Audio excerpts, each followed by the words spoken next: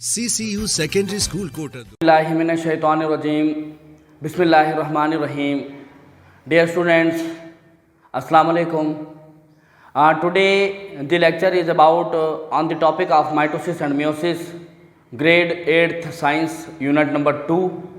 प्यारे बच्चों, पिछले लेसन में पिछला जो लेक्चर था उस लेक्चर में हमने सेल डिवीज़न और सेल साइकिल, फिर सेल डिवीज़न किसे कहते हैं और सेल साइकिल किसे कहते हैं, सेल डिवीज़न के फेजेस कौन कौन से हैं, सेल साइकिल के फेजेस कौन कौन से हैं, उसके बारे में हमने थोड़ी सी डिस्कस की थी।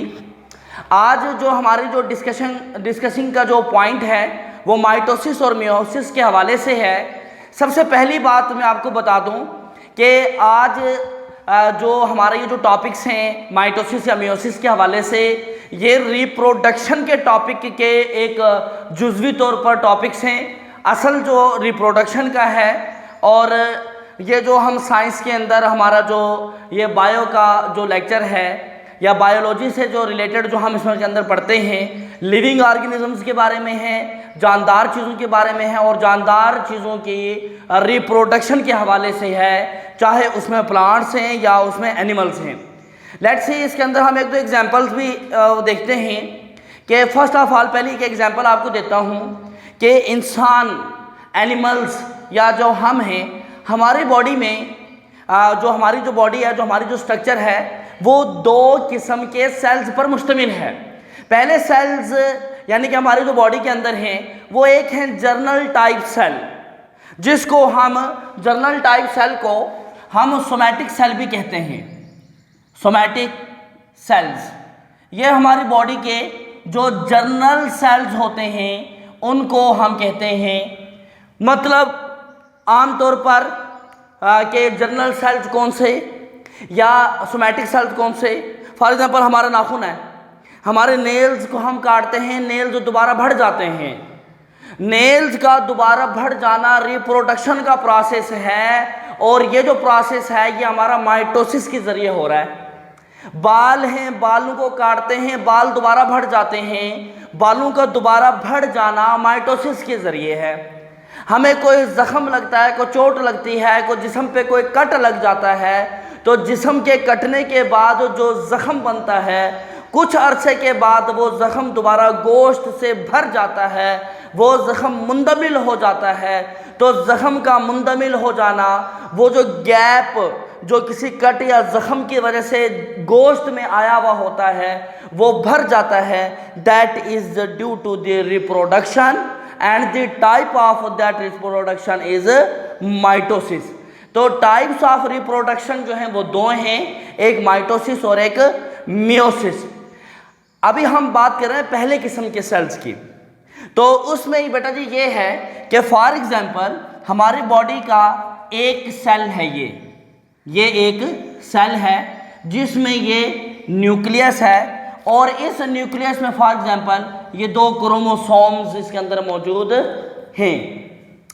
अब ये पेरेंट सेल है, जब ये डिवाइड होगा तो ये डिवाइड होने के बाद दो सेल बना रहा है। डिवाइड होने के बाद दो सेल बनाएगा, एक सेल ये और एक सेल ये। इसके दरमियान भी न्यूक्लियस मौजूद हैं और उसके न्यूक्लियस में भी क्रोमोसोम्स की तादाद बराबर है।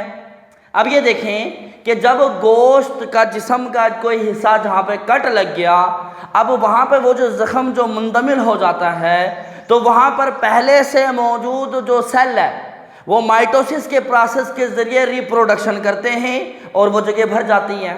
नेल्स हैं, नाखून जब हम काटते हैं तो वो छोटे हो जाते हैं, कुछ अरसे के बाद जो फिर दोबारा जब वो बढ़ते हैं तो वो पहले से मौजूद सेल उनकी रिप्रोडक्शन होती है और जो नए जो पैदा होने वाले सेल हैं वो पहले की तरह ही होते हैं। नेल्स जब बढ़ते हैं तो नेल्स ही होते हैं और उसमें किसी किस्म की कोई कमी बेशी नहीं होती। दैट मीन्स के एक पेरेंट सेल डिवाइड होकर दो पेरेंट सेल बनाता है, इस अंदाज से कि the number of chromosomes remains same as in the parent cell. तो ये हमारे पास है माइटोसिस। माइटोसिस की हमारा क्वेश्चन है, व्हाट इज माइटोसिस। तो ये माइटोसिस की definition, mitosis is a process, mitosis एक ऐसा प्रोसेस है बाय विच, जिसके जरिए द पेरेंट सेल, जो पेरेंट सेल है वो डिवाइड्स होता है इनटू टू डॉटर सेल, दो डॉटर सेल में डिवाइड होता है with same number of chromosomes, जिसमें क्रोमोसोम्स की जो तादाद है वो एक जैसी होती है। पेरेंट सेल में मौजूद जो क्रोमोसोम्स की तादाद है वही डॉटर सेल के अंदर मौजूद क्रोमोसोम्स की तादाद है, क्रोमोसोम्स की तादाद इसमें बराबर रहती है। इसी वजह से रिप्रोडक्शन के बाद पैदा होने वाले जो न्यू सेल्स हैं वो पहले की तरह ही होते हैं, क्योंकि अगर क्रोमोसोम्स के नंबर में तब्दीली होगी तो न्यू रिप्रोडक्शन में आने वाले जो ऑर्गेनिज्म होंगे, जो टिश्यूज़ होंगे, जो सेल्स होंगे, उसके अंदर भी तब्दीली हो जाएगी। क्योंकि फॉर एग्जांपल अगर एक इंसान की ह्यूमन बॉडी है, इंसान के न्यूक्लियस के अंदर 46 क्रोमोसोम्स हैं, तो अगर 46 क्रोमोसोम्स के साथ न्यू सेल पैदा होगा तो वो इंसान का सेल होगा। अगर वो 48 हो जाएंगे तो वो बंदर के होते हैं, बंदर के जो सेल में जो क्रोमोसोम्स हैं वो 48 होते हैं। तो अगर नाखून से नेल्स बढ़कर नेल्स ही हैं तो दैट मीन्स के क्रोमोसोम्स की तादाद और उसके पेरेंट सेल के डिवाइड होने के बाद जो न्यू सेल बन रहा है वो इस अंदाज से बन रहा है कि उसके अंदर क्रोमोसोम्स की तादाद बराबर है। इसकी एक्सप्लेनेशन है, एक्सप्लेनेशन वैसे मैं पहले आपको कल दे चुका हूँ, परसों स्पेशल लेक्चर में हो चुका है कि किस तरीके से एक सेल डिवाइड होता है। पहले एक इंटरफेस के प्रोसेस में क्रोमोसोम्स को डिवाइड करता है, फिर आगे उसका मुख्तलिफ फेजेस के अंदर प्रोफेज में वो सेंट्रियोल्स उसमें जाते हैं, और फिर उसके बाद न्यूक्लियर एनवेलप का ब्रेक डाउन है, क्रोमोसोम से मिलना, फिर क्रोमोसोम का अटैच है, मेटाफेज, फिर एनाफेज, उसको वापस लेके जाने का, वो हमारा तफसील से डिस्कस हो चुका है। तो यहाँ पर उसकी एक्सप्लेनेशन थोड़ी सी लिखी हुई है। बिफोर माइटोसिस, माइटोसिस के प्रोसेस से पहले, ड्यूरिंग इंटरफेस, इंटरफेस के प्रोसेस के दौरान, इंटरफेस का प्रोसेस वही है जो सेल डिवीजन का सबसे बड़ा फेज है कि अगर एक सेल 24 घंटे में डिवाइड होता है दैट मीन्स कि 23 hours taken by interphase, two set of chromosomes are formed. Interphase में क्या होते हैं, duplication of chromosomes are formed, वही बात लिखी है कि two sets of chromosomes are formed during mitosis. Mitosis के दौरान the nucleus of parent cell, mitosis के दौरान जो पेरेंट सेल का जो न्यूक्लियस है डिवाइड्स, तकसीम होता है, and each set of chromosomes are distributed in each daughter nucleus, और इसके नतीजे में जो बनने वाले जो क्रोमोसोम्स होंगे वो डॉटर सेल में मौजूद जो न्यूक्लियस बनेंगे उसके अंदर वो बराबरी की बुनियाद पर जाएंगे। क्योंकि ये देखें,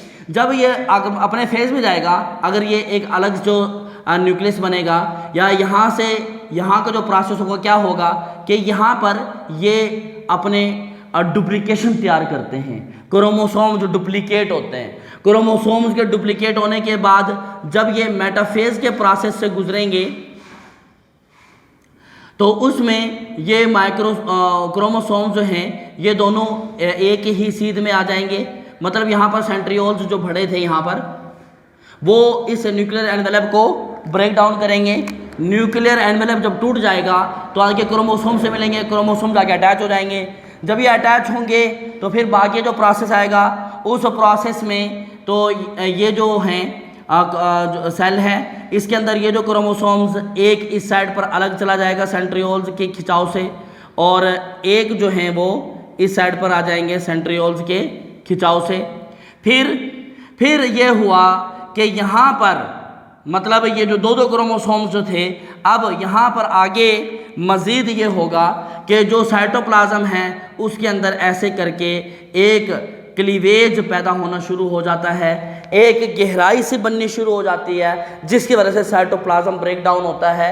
और इनके अलग जाने के बाद यहाँ पर ये दो जो क्रोमोसोम्स हैं अलग हो गए, ये दो क्रोमोसोम्स अलग हो गए, ये मज़ीद डीपन फर्दर मज़ीद गहराई में चला गया, और उसके बाद जब ये डिवाइड हुए तो दो सेल्स बन चुके हैं।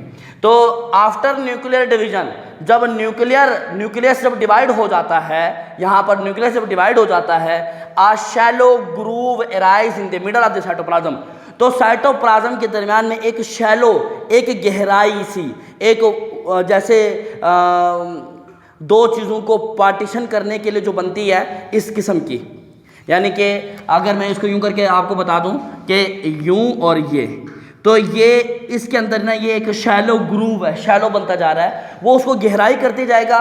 दैट डिपेंड्स फर्दर, जो मजीद गहरा होता चला जाएगा, और गहरा होते होते and divide the cell into 2 daughter cell, गहरा होते होते उसको 2 हिस्सों में डिवाइड करके 2 डॉटर सेल वो बना देता है। तो ये हमारा माइटोसिस है। माइटोसिस के अंदर जो मेन बात आपको समझने की है वो ये है कि ये जनरल बॉडी सेल में होते हैं। इसके अंदर सेल की जो डिवीजन होती है वो एक बार होती है, जैसे ये एक सेल है, एक बार डिवाइड हुआ 2 सेल बन गए। और इसमें जो न्यू बनने वाला सेल है उसके अंदर क्रोमोसोम्स की तादाद बराबर होती है, उसमें क्रोमोसोम्स की तादाद बराबर होती है। इसके बाद नेक्स्ट, अब हम नेक्स्ट टॉपिक की तरफ चलते हैं। आपने बेटा जी इस सवाल को ऐसे ही राइट करना है, ऐसे डेफिनेशन और ऐसे ही इसका एक्सप्लेनेशन देना है। इसको ज़रा आप व्यू कर लीजिए एक दफ़ा। यहाँ पर आप वीडियो को एक बार स्टॉप करके इसको जो है ना आपने राइट कर लेना, बुक में निशान भी अगर लगाना हो तो लगा लें आप लोग। इसके बाद हम नेक्स्ट फर्दर जो है हम मियोसिस की तरफ चल रहे हैं। इसको मैं रेज कर रहा हूँ बेटा जी। मियोसिस एक ऐसा प्रोसेस है, मियोसिस एक ऐसा प्रोसेस है जिसमें एक सेल डिवाइड होता है 2 बार, जिसमें एक सेल डिवाइड होता है 2 बार डिवाइड होता है। और आपको वैसे ही बता दें कि ये जो हैं ये हमारे गैमिट्स में, या जिसको हम ये कहते हैं सेक्सुअल सेल्स, सेक्सुअल सेल्स, ये सेक्सुअल सेल्स के अंदर होते हैं मियोसिस। जो माइटोसिस है वो बच्चे के पैदा होते ही उसमें माइटोसिस का प्रोसेस स्टार्ट हो जाता है, उसकी ग्रोथ शुरू हो जाती है, उसका बड़ा होना शुरू हो जाता है। लेकिन जो मियोसिस का प्रोसेस है वो बच्चे के पैदा होते ही उसकी बॉडी में स्टार्ट नहीं होता, after reaching the adult age तो वो मियोसिस का प्रोसेस स्टार्ट होता है। वो सेक्सुअल सेल्स में होते हैं और इसमें एक सेल यानी कि जो पेरेंट सेल होगा वो यूं डिवाइड होता है। फॉर एग्जांपल ये एक सेल है जिसमें न्यूक्लियस है और इसमें 2 क्रोमोसोम्स है। एग्जांपल के तौर पर ये डिवाइड हुआ, ये डिवाइड इस अंदाज से होगा कि इसमें क्रोमोसोम्स की तादाद हाफ रह जाती है, यानी यहाँ पे 2 क्रोमोसोम्स से 2 सेल जो बने उसके अंदर क्रोमोसोम्स की तादाद हाफ हो जाएगी। फिर ये मजीद एक दफ़ा फिर डिवाइड होता है और इसमें क्रोमोसोम्स की तादाद फिर दोबारा वो पहले जैसे ही रह जाती है, यानी कि 1 जो क्रोमोसोम्स उसके अंदर मौजूद है वो 1 ही रहते हैं।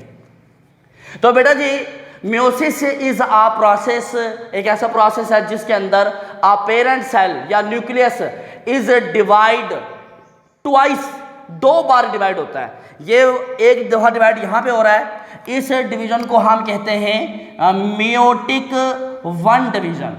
फिर उसके बाद यहाँ पे दोबारा डिवाइड हो रहा है, ये है मियोटिक 2 डिवीजन।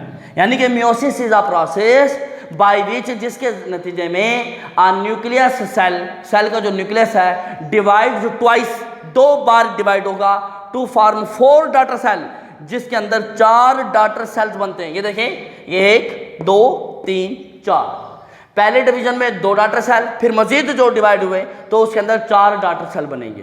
तो इसमें 4 डॉटर सेल बनते हैं इन सच अ वे, किस अंदाज से, इस अंदाज से कि द नंबर ऑफ क्रोमोसोम्स, जो क्रोमोसोम्स की तादाद है बिकम्स हाफ, वो आधी हो जाती है as compare to that in the parent cell. जैसे पेरेंट की सेल में थी उसके नतीजे में आधी हो जाती है। माइटोसिस के अंदर क्रोमोसोम्स की तादाद remains same as in the parent cell और इसके अंदर becomes half as compare to in the parent cell. जो पेरेंट सेल के अंदर थी उसके नतीजे में हाफ रह जाएगी।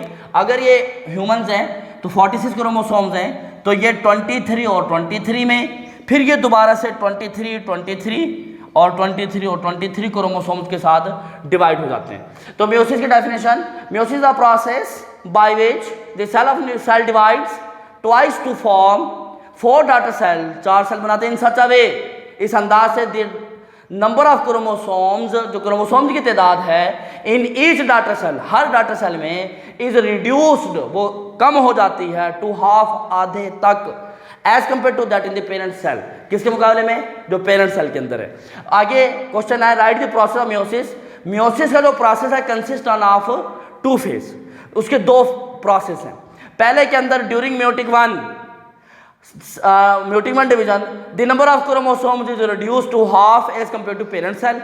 जो पहली डिवीजन है उसके अंदर क्रोमोसोम्स की तादाद आधी हो जाती है, और जो म्योटिक 2 डिवीजन है it is similar to mitosis. Mitosis में क्रोमोसोम की तादाद तब्दील नहीं होती।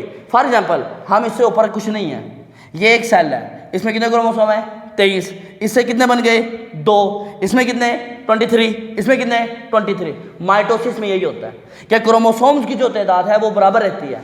ऐसे ही इसके अंदर क्रोमोसोम्स की तादाद बराबर है, किसमें, म्योटिक 2 वाले में पेरेंट सेल और डॉटर सेल में क्रोमोसोम्स की तादाद बराबर है। तो बेटा जी आज का हमारा ये टॉपिक था, ये लेसन था माइटोसिस और मियोसिस के हवाले से। तो इसको आपने अच्छे तरीके से क्लियर भी करना है, और इसका होमवर्क अगेन वही बात मेरी, और रोज़ाना लर्निंग का काम भी आपने करना है बेटा जी। और इसको आपने अच्छे तरीके से, इसकी डायग्राम हैं बुक में दी गई हैं, माइटोसिस के साथ माइटोसिस की और मियोसिस के साथ मियोसिस की डायग्राम आपने लाजिम बनानी है। Wish you best of luck. Thank you बेटा जी। एड्रेस नज़द डेरा railway crossing Kot Addu, principal Kalimullah Khan गाड़ी, फोन 0333 601 9353।